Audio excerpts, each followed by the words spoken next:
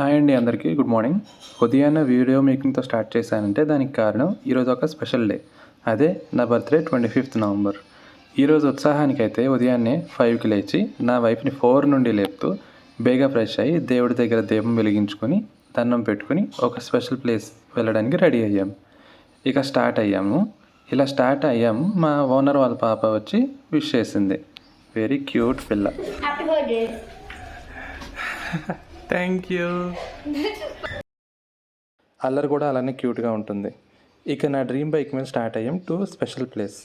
మనకి నచ్చిన ప్లేసెస్కి నచ్చిన బైక్ మీద నచ్చిన వాళ్ళతో వెళ్తే ఆ ఫీల్ వేరే లెవెల్. ఫస్ట్ ఆఫ్ ఆల్ నాకు జన్మనిచ్చిన మా పేరెంట్స్కి పాదాభివందనాలు. వాళ్ళు లేనిదే ఏది సాధ్యం కాదు. మన కాళ్ళ మీద మనం నిలబడే వరకు వాళ్ళు వేసిన ప్రతి అడుగు వెనుక ఉన్న కష్టం ఏది వృధా కాకూడదు.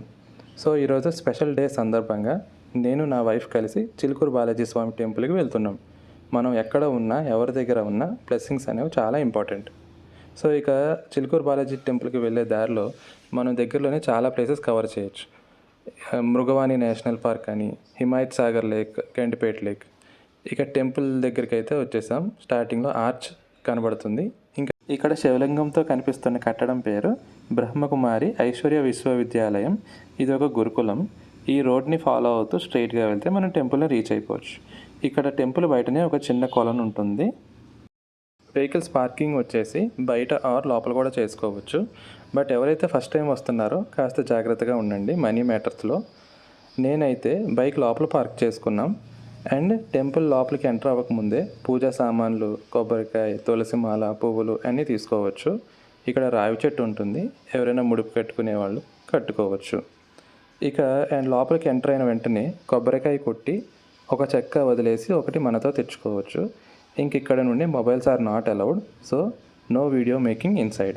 ఫస్ట్ టైం వెళ్ళిన వాళ్ళు కోరికలు కోరుకునేవారు 11 ప్రదక్షిణాలు చేయాలి. ఆ కోరిక నెరవేరిన తరువాయి 108 ప్రదక్షిణాలు చేయాలి. ఇక దర్శనం అయిపోయి బయటికి వచ్చిన తర్వాత శివలింగం ఉంటుంది, దర్శించుకోవచ్చు.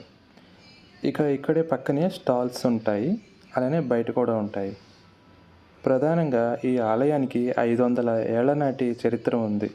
ఈ ఆలయం భక్త రామదాసు మామలు అక్కన్న మరియు మాదన్న కాలంలో నిర్మించబడింది.